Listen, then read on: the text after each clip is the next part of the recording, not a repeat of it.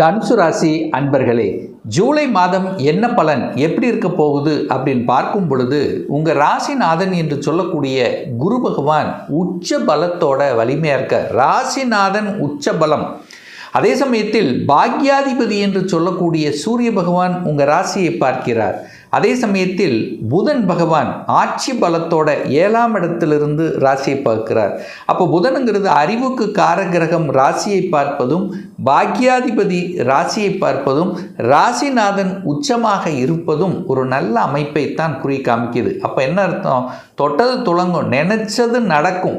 அதாவது மறைந்துள்ள விஷயத்தில் நாட்டம் அதிகமாக இருக்கும். தேடுதல் என்பது நிச்சயமாக உண்டு. நீங்கள் போய் 8ஆம் இடத்தில் இருக்கிறீங்க அப்படின்னு அர்த்தம் என்னன்னா, நீங்கள் உங்கள் ஊரை விட்டு வெளியே நகரப் போகிறீர்கள்னு அர்த்தம்.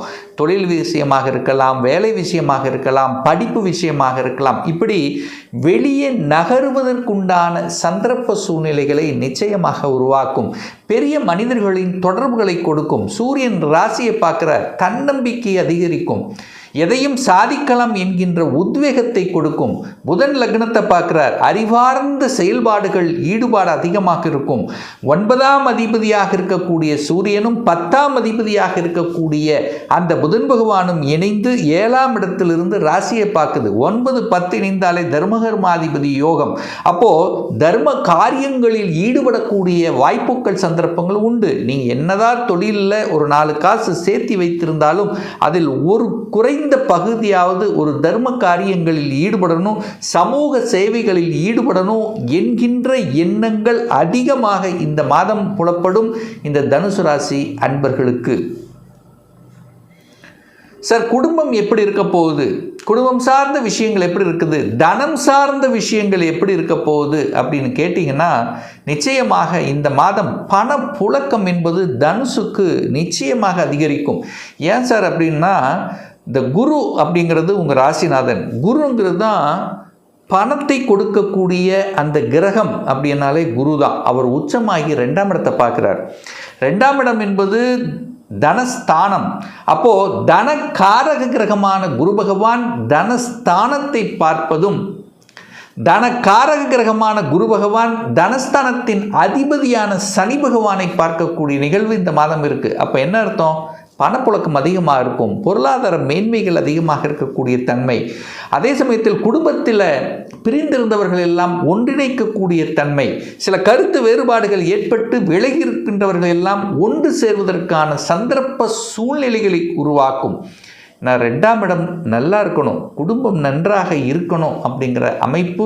அதற்கு ஏற்றவாறு உங்களுடைய செயல்பாடுகள், சிந்தனைகள் கண்டிப்பாக இருக்கும். பணம் நன்றாக இருக்கும், கல்வி நன்றாக இருக்கும், வாக்கு நன்றாக இருக்கும். பேச்சை வைத்து செய்யக்கூடிய தொழில்கள், துறைகள் எதுவாக இருந்தாலும், அதாவது தன்னுடைய புத்தி அறிவை வச்சு செய்யக்கூடிய துறை, தொழில் எதுவாக இருந்தாலும் நல்லபடியாக இருக்கக்கூடிய ஒரு மாதம் தான் இந்த ஜூலை மாதம். 3ஆம் இடத்தில் ராகு பகவான் உட்கார்ந்திருக்கார். 3இல் ராகு இருப்பது ஒரு நல்லது தான். ஒரு பாவகிரகம் 3ஆம் இடத்தில் இருக்கிறது, உபஜயஸ்தானத்தில் இருக்கிறது ஒரு நல்ல தன்மை. வியாபார நோக்கத்தோடு இருக்கக்கூடிய அமைப்புகள். அந்த 3ஆம் அதிபதியை உங்கள் ராசிநாதனான குரு பகவான் பார்ப்பதும் ஒரு நல்ல அமைப்பு. புதிய புதிய ஒப்பந்தங்கள் கிடைக்கக்கூடிய தன்மை. ராகுங்கிறது வெளிநாட்டு தொடர்புடைய ஒரு கிரகம். 3ஆம் இடத்தில் இருக்கிறனால வெளிநாட்டுக்கு பிரயாணம் மேற்கொள்வீர்கள் அல்லது வெளி மாநிலத்துக்கு செல்லக்கூடிய அமைப்புகள். ஸோ இந்த மாதிரி பிரயாணங்கள் மூலமாக அனுகூலம், ஆதாயம் தேடி வரக்கூடிய அமைப்பு. புதிய ஒப்பந்தங்கள் கிடைக்கும். ரியல் எஸ்டேட்டில் விற்பனை நன்றாக இருக்கும். அந்த விற்பனை சம்பந்தப்பட்ட துறை சூப்பராக இருக்க போகுது.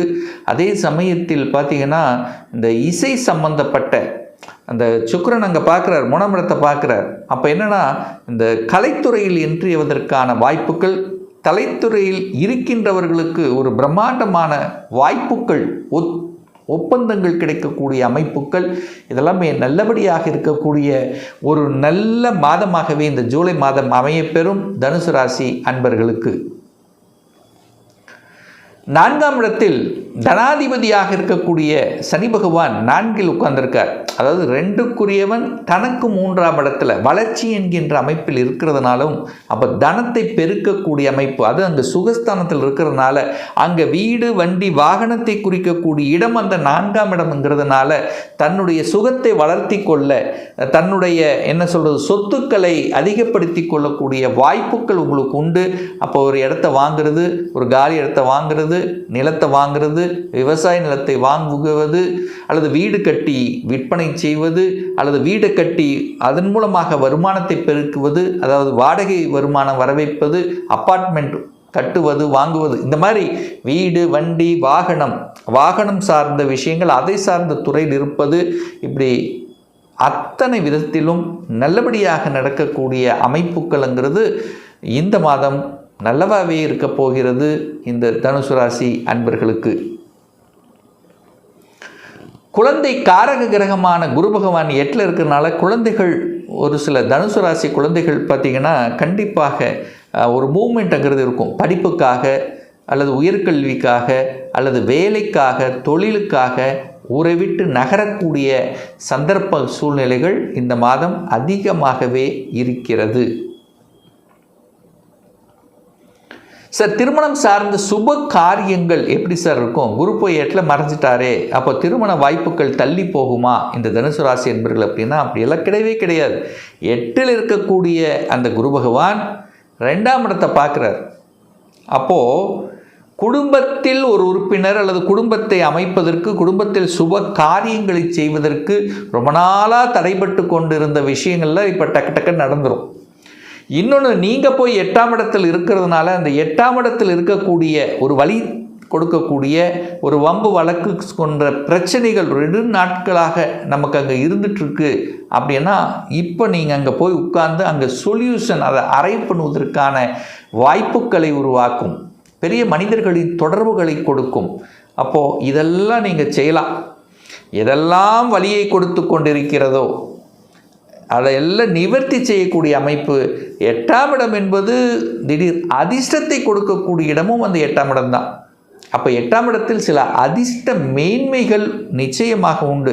ஷேர் மார்க்கெட்டில் ஒரு சிலர் புதன் வக்ரமாக உட்கார்ந்துருக்கார். இப்போ ஷேர் மார்க்கெட்டில் திடீர்னு ஒரு பணம் வரக்கூடிய வாய்ப்புகள், அல்லது பார்த்திங்கன்னா என்ன சொல்கிறது, திடீர்னு ஒரு ப்ரமோஷன் கிடைக்கக்கூடிய அமைப்புகள், டக்குன்னு ஒரு டிரான்ஸ்ஃபர் இடமாற்றம் கிடைக்கக்கூடிய அமைப்புகள், அதாவது ஒரு எதிர்பாராத சில விஷயங்கள் டக்குன்னு நடந்து அதன் மூலமாக சந்தோஷத்தை அனுபவிக்கக்கூடிய தன்மைகள். குரு 8ல் போய் உட்கார்ந்துருக்கு. குழந்தை காரக கிரகம் 8ஆம் இடத்தில் இருக்குது. குழந்தை பிறப்பில் சில தடைகளை கொடுத்து கொண்டிருந்தவர்களுக்கு டக்குன்னு குழந்தை பாக்கியம் கிடச்சி அதன் மூலம் குடும்பத்தில் சந்தோஷத்தை கொடுக்கக்கூடிய அமைப்புகள். ஸோ இப்படி ஏதாவது ஒரு நல்ல விஷயங்கள், ஒரு நல்ல செய்திகளை கொடுக்கக்கூடிய அமைப்புங்கிறது நிச்சயமாக தனுசுக்கு உண்டு. 9ஆம் அதிபதி தனக்கு 11ஆம் இடமான லாபஸ்தானத்தில் உட்கார்ந்துருக்கிறது ஒரு நல்ல அமைப்பு தான். 9, 10 சேர்ந்து 10ஆம் இடத்தில் உட்கார்ந்துருக்கிறது அது இன்னும் ஒரு யோகமான ஒரு அமைப்பு தான். அப்போது தொழில் மேன்மை, உத்தியோக மேன்மை இதெல்லாம் உண்டு, அதில் எந்த மாற்று கருத்து இல்லை. நெகட்டிவ் விஷயத்துக்குள்ள மட்டும் போயிடக்கூடாது. சூரியன் 8ல் வரப்போகிறார். அப்போது என்ன அர்த்தம்? 9க்குரியவன் தனக்கு விரயத்தில் போகிறார். உங்கள் மேலதிகாரியுடன் பகைச்சிக்கக்கூடாது. அரசாங்க விரோத விஷயங்களுக்குள்ளே போகக்கூடாது. தகப்பனுடைய ஹெல்த்தை கொஞ்சம் அக்கறை எடுத்துக்கொள்ளணும். ஏன்னா தகப்பனுங்க சூரியன்லவா அவர் 8ல் வந்து உட்கார போகிறார்.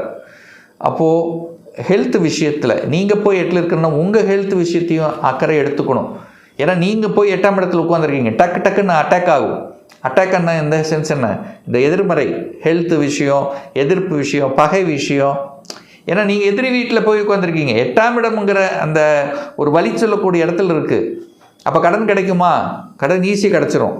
கடனை வளர்த்துருக்கக்கூடாது, கடனை வளர்த்து விடக்கூடாது. அப்போ கடன் தன்னுடைய கெப்பாசிட்டிக்கு மேலே போயிடக்கூடாது அப்படிங்கிறத ஞாபகத்தில் வச்சுக்கோங்க.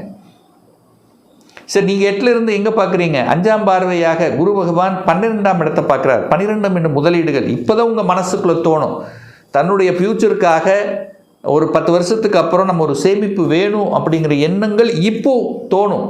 இப்போ உங்கள் குடும்பத்தினருடன் ஒரு டிஸ்கஸ் பண்ணக்கூடிய நிகழ்வுகள், எதில் போடலாம், எதில் முதலீடு செய்யலாம் என்கின்ற எண்ண உணர்வுகளை கொடுக்கக்கூடிய மாதமும் இந்த ஜூலை மாதம்தான். 12ஆம் இடத்தை பார்க்கறதுனால ஏற்கனவே ஒரு வெளிநாட்டில் போய் இருக்கக்கூடிய தனுசுக்கெல்லாம் இப்போ பிஆர் கிடச்சிரும், அல்லது வேலை மாற்றங்கள், இப்போ வெளிநாட்டுக்கு போகக்கூடிய அமைப்புகள், தகவல் தொடர்பு கம்யூனிகேஷனில் சில சாதனை புரியக்கூடிய வாய்ப்புகள். ஸோ இப்படி வெளிநாட்டு சம்பந்தப்பட்ட வெளிநாட்டு தொடர்புடைய விஷயங்களில் நாட்டம் அதிகரிக்கக்கூடிய ஒரு நல்ல மாதமாகவே அமைகிறது. ஒரு நல்ல தெய்வ வழிபாடு, உங்கள் ராசிநாதன் 8ல் இருக்கிறதுனால நெகட்டிவ் விஷயங்கள்லாம் போக்கணும், எதிர்மறை எண்ணங்கள் வருது அதெல்லாம் விளக்கணும், ஒரு குழப்பம் இருக்குது இதெல்லாம் போக்கணும்னா வியாழக்கிழமை என்று தட்சிணாமூர்த்தியை வழிபட இந்த தனுசு ராசி என்பவர்களுக்கு மேன்மை கிடைக்குங்கிறதுல எந்தவித மாற்று கருத்தும் கிடையாது. இப்போ சொன்னது ஒரு பொது பலன். இன்னும் ஒரு துல்லிய பலன். உங்கள் ஜாதகத்தில் கிரகங்கள் எப்படி இருக்குது, என்ன ஆதிபத்தியம் பெற்றிருக்கு, எந்த டிகிரியில் அமர்ந்திருக்கு, இப்போ நடப்பு தசாநாதன், புத்திநாதன், அந்தரநாதன், சூட்சமநாதன் எப்படி இருக்குது என்பதை பொறுத்து நீங்கள் கேட்கக்கூடிய எந்த கேள்வியாக இருந்தாலும் சரி, சொந்த தொழிலா அல்லது வேலையா, எந்த கொடுப்பினை நமக்கு இருக்கிறது, எந்த கோர்ஸ் படிப்பதற்குண்டான விதி கொடுப்பினை நம்முடைய ஜாதகத்தில் இருக்கிறது, திருமணம் தடைப்பட்டு கொண்டே இருக்குது, எப்போ தான் சார் திருமணம் நடக்கும், எப்போ எனக்கு ப்ரமோஷன் கிடைக்கும், இடமாற்றம் கிடைக்கும், வீடு கட்டணும்னு ஆசைப்படுறேன், எப்போ அதுக்கு சாத்தியமாகும், எப்போ குழந்தை பாக்கியம் கிடைக்கும், இது போன்ற கேள்விகளுக்கு துல்லியமான பதிலை நம்மால் கூற முடியும். ஒரு பர்சனல் கன்சல்டேஷன் எடுத்துக்கணும், உங்களுடைய சுயஜாதகம் பார்க்கணும், உங்களை பற்றி தெரிஞ்சுக்கணும் என்று விருப்பப்படக்கூடிய அன்பர்கள் டிஸ்பிளே தெரியக்கூடிய நம்பருக்கு வாட்ஸ்அப் மூலயமாகவோ ஃபோன் கால் மூலயமாகவோ தொடர்பு கொண்டு நேரடியாகவோ அல்லது ஆன்லைன் மூலமாகவோ கன்சல்டேஷன் எடுத்துக்கலாம். நம்மளுடைய அலுவலகம் கோயம்புத்தூர் அமைந்துள்ளது. ப்ரியர் அப்பாயின்மெண்ட் வாங்கிட்டு நேரடியாக கன்சல்டேஷன் எடுத்துக்கலாம். நிச்சயமாக இந்த பதிவு ஏதாவது ஒரு ரூபத்தில் உங்களுக்கு யூஸ்ஃபுல்லாக இருக்கும், அதில் எந்த மாற்று கருத்தும் கிடையாது. நம்முடைய சேனலை ஃபஸ்ட்டு டைம் நீங்கள் பார்க்குறீங்கன்னா மறக்காமல் சப்ஸ்கிரைப் பண்ணிக்கிங்க. பக்கத்தில் இருக்கக்கூடிய பெல் பட்டன் ஆல் நோட்டிஃபிகேஷனை கிளிக் பண்ணும்போது நான் போடக்கூடிய அடுத்தடுத்த பதிவுகள் உங்களுடைய நோட்டிஃபிகேஷனில் வந்து சேரும். மீண்டும் ஒரு நல்ல பதிவில் உங்களை சந்திக்கும் வரை உங்களிடமிருந்து விடைபெறுவது உங்கள் அஸ்ட்ராலஜர் டாக்டர் சதீஷ்.